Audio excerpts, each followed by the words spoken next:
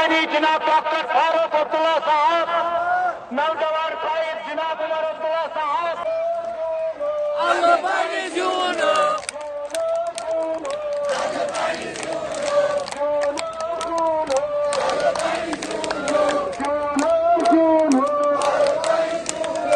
All Jammu Kashmir national conference, कायद सानी जनाब डॉक्टर फारूक अब्दुल्ला साहब, नौजवान कायद जनाब उमर अब्दुल्ला साहब, जनाब शेख मोहम्मद रफी साहब, मियां मोहम्मद अल्ताफ साहब, आगा सईद रूहुल्लाह साहब। नारे तकबीर, नारे रिसालत, नारे रिसालत। जम्मू कश्मीर नेशनल कॉन्फ्रेंस जिंदाबाद।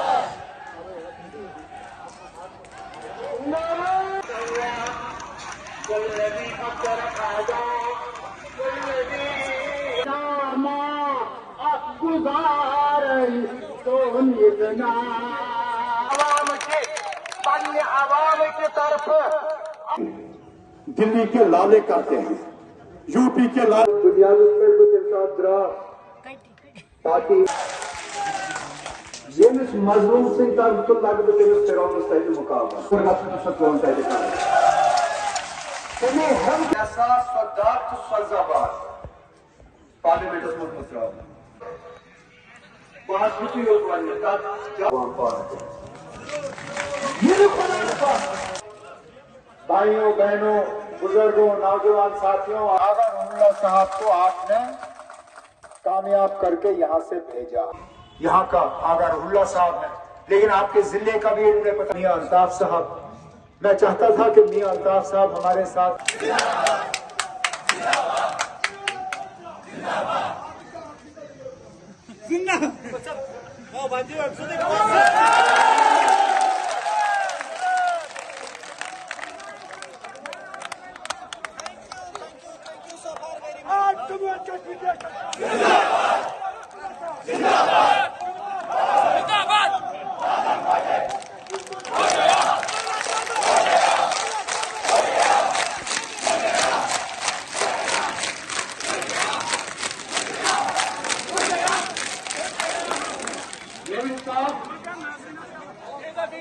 कहीं पर पहुंचाना मुश्किल होगा, इसलिए मैं अल्लाह ताला से दुआ करता हूँ यह इस्तेमाल होगा नहीं। जज्बातों की तर्जुमानी की आप लोग इनके काम से मुतमईन है, ये मैं समझ गया, और आपके जो मुतालबे हैं उन मुतालबों को हल करेगा। हम 10 साल से इस दिन का इंतजार करते आए। इससे पहले असेंबली के इंतखाबात 2014 में हुए, लड़ झगड़ के हमने ये इलेक्शन हासिल किया। कल शायद जम्मू में वजीर दाखिला ने अपनी तकरीर के दौरान हमें और कांग्रेस को ताने दिए, कहा ये कांग्रेस और नेशनल कॉन्फ्रेंस वाले स्टेटहुड का वादा कैसे कर सकते हैं, ये कैसे लाएंगे। अब मैं जनाब अमित शाह साहब को याद दिलाऊं, ये इलेक्शन भी आपने कोई अपनी मंजूरी से हमें नहीं दिया, लड़ झगड़ के सुप्रीम कोर्ट के जरिए हमने ये इलेक्शन जम्मू कश्मीर में करवाए। कल अगर जरूरत पड़ेगी, अगर आप अपनी मर्जी से हमें रियासत का दर्जा वापस नहीं दोगे, कोई बात नहीं, हम दोबारा सुप्रीम कोर्ट का दरवाजा खटखटाएंगे और अपना हक हासिल करेंगे। तभी तो जिस तरह आगा साहब ने कहा, हम उन तमाम ताकतों के खिलाफ आज लड़ रहे हैं जो हमें तबाही और बर्बादी के तरफ खींच के ले गए, जिन्होंने जम्मू कश्मीर को तहस नहस करने में कोई कसर बाकी नहीं रखी। बड़ी सियासी बातों पर आगा साहब ने रोशनी डाली, हमारी उन सियासी लड़ाइयों के बारे में उन्होंने बात की जो हमने करने हैं। जहां हम सियासी बात करते हैं, चाहे वो 370 को लेके हो, चाहे वो रियासत का दर्जा को लेके हो, लेकिन उसके साथ साथ आपके रोजमर्रा के मसले भी हैं, आपकी रोज की परेशानियां हैं जिनका हमें हल करना होगा, जिनका इलाज मौजूदा हुकूमत कर नहीं पाई। यहां नौजवान इतनी भारी तादाद में बैठे हैं, मैं इन नौजवानों से पूछता हूं, पिछले 10 साल में कितनों में से आपको रोजगार मिला?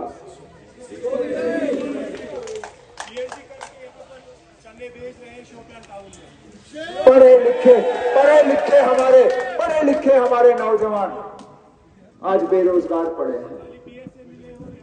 यहां पे अगर कोई पकड़ दकड़ हुई, मारधाड़ हुई, गिरफ्तारियां हुई, पीएसए के केस लगे, यहां मामूली से ना सोशल मीडिया के फेसबुक पे गलती से अगर नौजवान लाइक ही करे तो शाम को उसको थाने में बुलाया जाता है, उसको धमकी दी जाती है और कुछ उनमें से गिरफ्तार हो जाते हैं। ये हम हैं नेशनल कॉन्फ्रेंस, जिसने अपने मंशूर में वादा किया है लोगों के साथ कि हमारी हुकूमत आते ही हम इस पीएसए के कानून को यहां से दफा करेंगे ताकि तुम्हारा इसका गलत इस्तेमाल ना हो। जहां पे हम नौजवानों के रोजगार की बात करते हैं, वहां उसके साथ साथ हमें इस बात का भी एहसास है कि मुफ्त तालीम बाबा ए कौम शेर कश्मीर ने हमें विरासत में दी थी। एक एक करके इन्होंने हमारे मुफ्त तालीम के सिलसिले को बंद किया। नेशनल कॉन्फ्रेंस ने अपने मंशूर में यहां नौजवान बच्चियों से ये वादा किया है कि हमारी हुकूमत आएगी तो यूनिवर्सिटी के लेवल तक हम दोबारा बच्चियों को मुफ्त तालीम फराहम करेंगे। वो कौन सा ऐसा घर है जो बिजली के बिल के दबाव के अंदर पिस नहीं गया? बिजली है नहीं, लेकिन बिजली का बिल महीना आपको पहुंच जाता है। जहां हमारे दौर में 250, 300, 350 रुपए महीने का बिजली का बिल, आज देहात के इलाकों में भी महीने में कम से कम 1650 रुपए का बिजली बिल आता है। आपकी आमदनी 1500 होगी, आमदनी घर में 1500 होगी, लेकिन बिजली का बिल जो है 1650 से कम नहीं आएगा। ये नेशनल कॉन्फ्रेंस ने अपने मंशूर में वादा किया है कि हमारी हुकूमत आएगी तो हम आपको 200 यूनिट मुफ्त बिजली जो है फराहम करना शुरू करेंगे।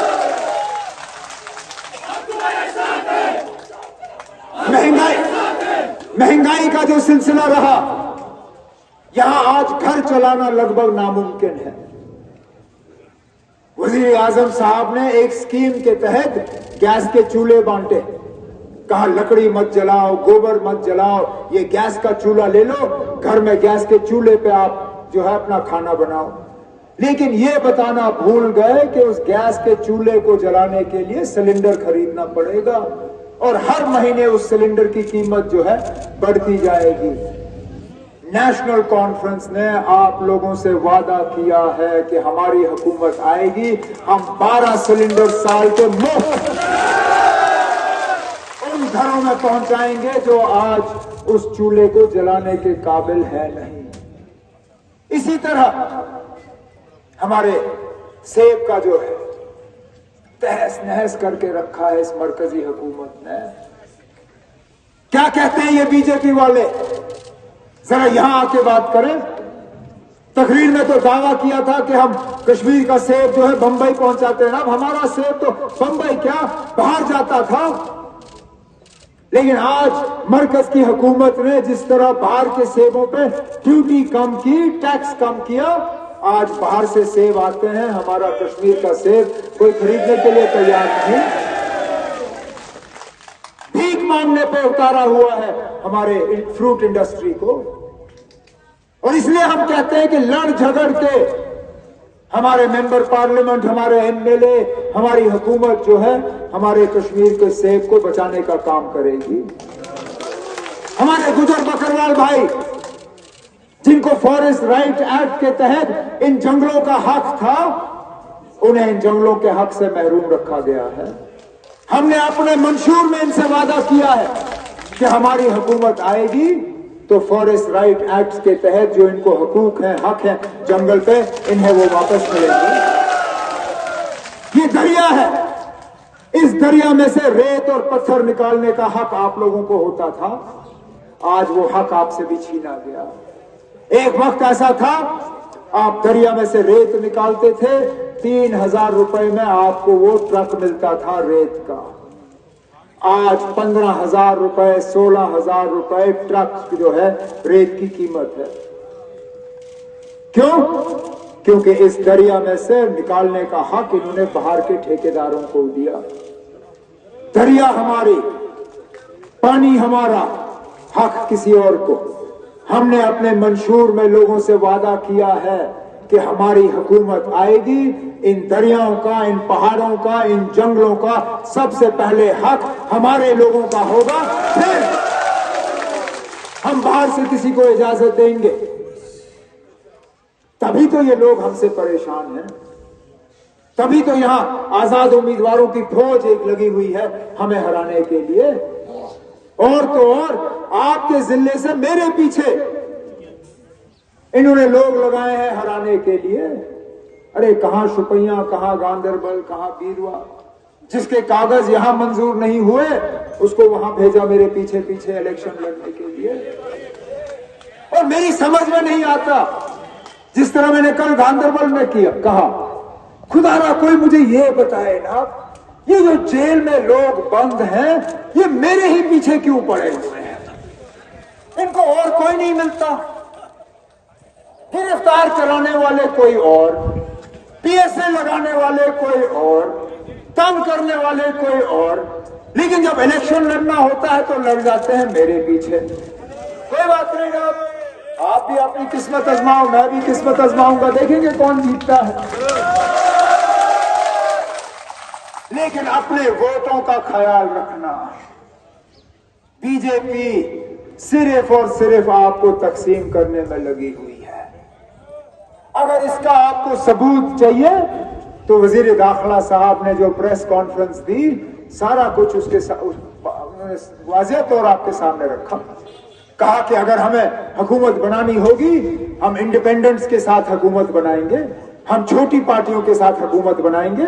और किन किन पार्टियों की तरफ इशारा हुआ?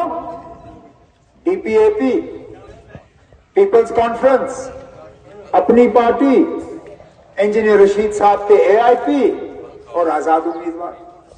मतलब ये कि आजाद उम्मीदवार और इन छोटी पार्टियों को वोट देने का मतलब है सीधा सीधा बीजेपी की झोली में अपना वोट डालना।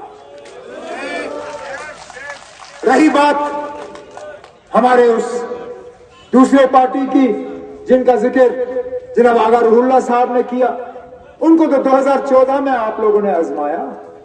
2014 में पीडीपी जमात ने एक ही मुद्दे पे इलेक्शन लड़ा कि बीजेपी को बाहर रखने के लिए पीडीपी को वोट देना जरूरी है। जगह जगह यही कहा गया, डरा धमका के उन्होंने उस वक्त अपने हक में वोट डलवाए।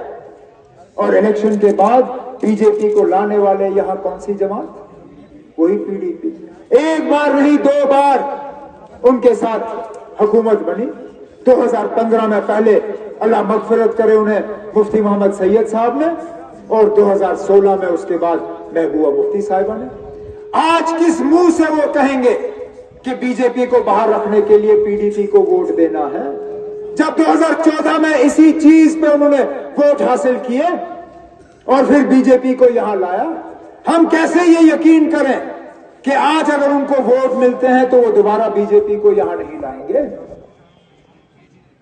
एक ही तबका है सियासी जो आज बीजेपी के खिलाफ, न सिर्फ हम बीजेपी के खिलाफ लड़ रहे हैं बल्कि लोगों के हकूक के लिए लड़ रहे हैं, लोगों के मुतालबों को हल करने के लिए लड़ रहे हैं, जम्मू कश्मीर को तरक्की के रास्ते पर लाने के लिए लड़ रहे हैं, और वो ये हल का झंडा है। अब कुछ लोग हमसे खुश नहीं है, हम इससे क्या कर सकते हैं ना? और कुछ लोग जो है वो सिर्फ अपना मुफाद देखते हैं, वो सिर्फ अपना फायदा देखते हैं। इसमें कोई छुपी हुई बात नहीं है कि यहां नेशनल कॉन्फ्रेंस की तंजीम में 2 शख्स थे जो हमारा मैंडेट मांग रहे थे, एक शेख रफी साहब और एक और जो अब आजाद उम्मीदवार के तौर पर मैदान में उतरा हुआ है। शेख रफी साहब को मैंडेट क्यों मिला मैं आपको बताऊं। क्योंकि उन दोनों शख्स को बुला के फारूक साहब ने बात की, उनसे पूछा, पहले रफी साहब से और फिर उस दूसरे शख्स से, कहा ना, अगर आपको मैंडेट नहीं होगा, अगर दूसरे को होगा, आप क्या करोगे? जब रफी साहब से पूछा, उसने कहा ना, मैं नेशनल कॉन्फ्रेंस का सिपाही हूं, मैं नेशनल कॉन्फ्रेंस से देखा नहीं करूंगा, आपका जो भी फैसला होगा मेरे सिर आंखों पर, मुझे मैंडेट की लड़ाई नहीं है, मुझे मैंडेट की फिक्र नहीं है, मुझे अगर फिक्र है तो अपने शुपैया के लोगों की है। फारूक साहब ने और कुछ नहीं कहा ठीक है रफी साहब, हम अपना फैसला आपको सुनाएंगे। फिर उस दूसरे शख्स को बुलाया, कहा ना, आप बताओ, आप 2 मैंडेट मांग रहे हो, अगर 1 मिनट के लिए अगर मैंने मैंडेट रफी को दिया, आप क्या करोगे? कहा फारूक साहब, मुझे फिर नेशनल कॉन्फ्रेंस से कोई लेना देना नहीं है, मैं जाके आजाद उम्मीदवार के तौर पे उठूंगा, मैं आपके साथ नहीं चलूंगा। उसी वक्त जनाब फारूक साहब ने तय किया कि अगर वाकई कोई सच्चा हमदर्द है शुपैया के लोगों का, तो रफी साहब। ये फर्क है एक खुदगर्ज उम्मीदवार और एक सच्चे उम्मीदवार के बीच। एक आपका फायदा चाहता है, एक अपना फायदा चाहता है, वो भी बीजेपी के साथ मिला हुआ, और उसकी तार कहां जुड़ी हुई है, उसको इलेक्शन के लिए पैसा कहां से आ रहा है, वो खुद अपने अल्लाह ताला को उसका जवाब दे देगा। अंदर अंदर से हमें मालूम, कोई बात छुपी नहीं रहती ना, सारा कुछ सामने आ ही जाता है।